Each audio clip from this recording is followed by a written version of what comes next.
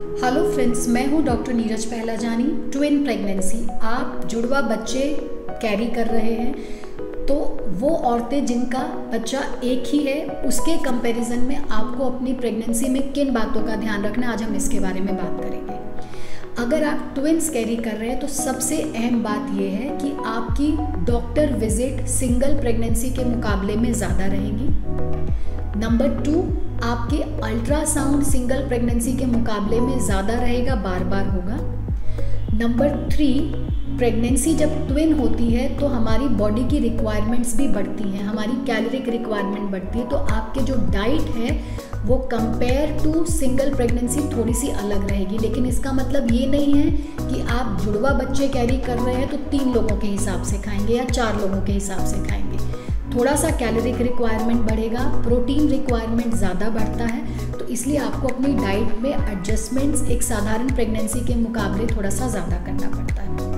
Number 4, twin pregnancy में अब obviously वज़न ज़्यादा है। 2 बच्चे हैं तो दोनों बच्चों का वज़न है। प्लेसेंटा भी इसमें ज़्यादातर केसेस में 2 होता है, या अगर 1 है तो वो साइज़ बड़ा होगा। अंदर पानी भी ज़्यादा है, यूट्रस का साइज़ भी ज़्यादा बढ़ता है, तो आपको एक ज़्यादा वज़न कैरी करना पड़ता है। तो आपको कुछ एक्सरसाइजेज जो स्मार्ट वेट बियरिंग एक्सरसाइजेज हैं, जो आपको शॉक तो नहीं दे रही है लेकिन आपकी मसल्स को बढ़ा रही है, तो ऐसे में योगा करना, लोअर एब्डोमेन लोअर पेल्विस की एक्सरसाइजेस करना, चेयर पे बैठे बैठे वेट्स उठाना, कीगल एक्सरसाइजेस करना, ताकि आपका जो पेल्विक फ्लोर है, जो नीचे की मांसपेशियां हैं, वो मजबूत हों, आपकी कमर मजबूत हो, ताकि बढ़ते हुए बच्चे के साथ में बच्चेदानी के मुंह पे प्रेशर कम पड़े, टाइम से पहले उसका मुंह खुलने की संभावना कम हो जाए। और जैसे जैसे आपका पेट निकल रहा है, अगर आपकी रीढ़ की हड्डियों के आसपास जो मांसपेशियां होती हैं, आप उसको मजबूत नहीं रखेंगे तो कमर का दर्द ट्विन प्रेगनेंसी में ज़्यादा होता है। तो इसलिए आपको कुछ ये स्मार्ट एक्सरसाइजेस अपने डॉक्टर के साथ डिस्कस करके ट्विन प्रेगनेंसी में ज़रूर करनी है, ऐसे कि नीचे प्रेशर नहीं पड़े, लेकिन हाँ आपकी पेल्विक फ्लोर की और ख़ासकर आपकी रीढ़ की हड्डी के आसपास की जो मांसपेशियां हैं वो मजबूत हों और आपके सांस लेने की कैपेसिटी बढ़े। क्योंकि ट्विन प्रेगनेंसी में आपकी बॉडी में बदलाव जल्दी जल्दी आएगा, आपका वेट गेन कंपैरेटिवली ज़्यादा होगा, पानी ज़्यादा है, पेट ज़्यादा निकलेगा, तो फेफड़ों के ऊपर प्रेशर भी ज़्यादा पड़ता है। इसलिए प्राणायाम करने बहुत ज़रूरी होते हैं ताकि आप अपने लंग की कैपेसिटी को बढ़ाएं, आपका सांस छूटे नहीं और आपको सांस लेने में दिक्कत नहीं हो। इसके अलावा सिंगल प्रेगनेंसी के मुकाबले में ट्विन्स में आपकी दवाइयाँ भी ज़्यादा रहती हैं। ये दवाइयाँ बेसिकली 2 भागों में हम बांटते हैं। एक दवाई वो होती है जो आपको न्यूट्रिशनल ही सपोर्ट करके रखेगी। अब ट्विन्स में क्योंकि न्यूट्रिशनल रिक्वायरमेंट ज़्यादा है तो इसलिए हो सकता है आपको फॉलिक एसिड ज़्यादा दिया जाए, बॉडी में हीमोग्लोबिन कम होगा, उसकी संभावना बढ़ जाती है, तो इसलिए आयरन की डोज कई बार बढ़ानी पड़ जाती है। प्रोटीन इनटेक इसमें हम लोग बढ़ा करके रखते हैं, तो न्यूट्रिशनल सपोर्ट आपको इसमें ज़्यादा लगता है।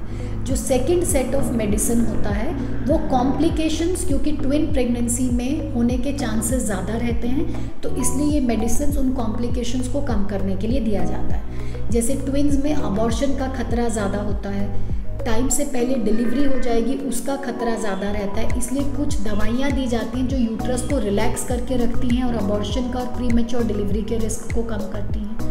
कुछ भी हम कर लें फिर भी ट्विन्स में या मल्टीपल प्रेगनेंसी में टाइम से पहले यानी कि प्रीमेच्योर डिलीवरी का रिस्क तो हमेशा बना रहता है। इसलिए एक स्टेज के बाद जब हमें लगता है कि बच्चा बाहर अच्छे से सर्वाइव कर सकता है तो कुछ खास तरीके की दवाइयाँ दी जाती हैं जिससे बच्चे के फेफड़े मजबूत होते हैं, उसका टाइम जो दिमाग है वो समय से पहले मैच्योर हो जाता है कि in case pre mature delivery अगर होती है और ये मेडिसिन मदर को अगर दी जा चुकी रहती हैं पहले से ही, तो ये बच्चों को डिलीवरी के बाद आर्टिफिशियल सपोर्ट लगना, वेंटिलेशन लगना, सांस लेने में दिक्कत होना ये कम हो जाता है। तो ये सब कॉम्प्लिकेशंस कम रहें या अगर कोई कॉम्प्लिकेशन हो रही है तो उसका नुकसान माँ और बच्चे को कम रहे, ये सब चीज़ों को ध्यान में रखते हुए ये मेडिसिन दी जाती है। इसके अलावा जो ट्विन और एक सिंगलटन प्रेगनेंसी में अंतर होता है वो होगा मोड ऑफ डिलीवरी का। ट्विन प्रेगनेंसी में ज़्यादातर केसेस में डिलीवरी सिजेरियन से ही कराई जाती है क्योंकि इसमें नॉर्मल डिलीवरी कराना मुश्किल होता है। केवल चुनिंदा केसेस रहते हैं जहाँ पे दोनों बच्चों का वज़न कम है, दोनों बच्चों का सिर नीचे है, मदर को कोई कॉम्प्लिकेशन नहीं है, उनका नीचे का रास्ता एकदम खुला हुआ है, अच्छा है, ऐसे ही केसेस में वो भी इंस्टीट्यूशनल सेटअप पे नॉर्मल डिलीवरी कराई जाती है। अदरवाइज़ अगर बच्चे मैच्योर हैं, उनका वेट ठीक ठाक है या उनकी एबनॉर्मल प्रेजेंटेशंस हैं, तो फिर डिलीवरी ज़्यादातर सिजेरियन केस में होती है। क्योंकि अगर बच्चा सिंगल है तो ज़्यादातर केसेस में उसका सर नीचे रहेगा, धड़ जो बटक्स है वो ऊपर में रहते हैं, और ऐसे में नॉर्मल डिलीवरी होती है। रेयरली होता है, अराउंड 10-20% केसेस में अब नॉर्मल प्रेजेंटेशंस रहते हैं।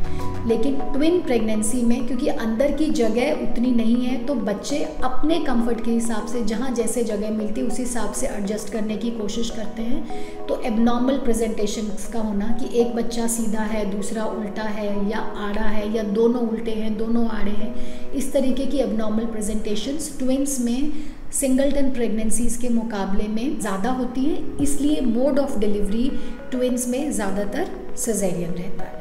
इसके बाद डिलीवरी के बाद की अगर हम बात करें तो ट्विन्स में अब क्योंकि आपको 2 बच्चों की देखरेख करनी है, तो आपको फीडिंग पे अपना ध्यान देना, अपनी हेल्थ पे ध्यान देना, आपको फैमिली सपोर्ट ये सिंगल प्रेगनेंसी के मुकाबले में ज़्यादा लगेगा।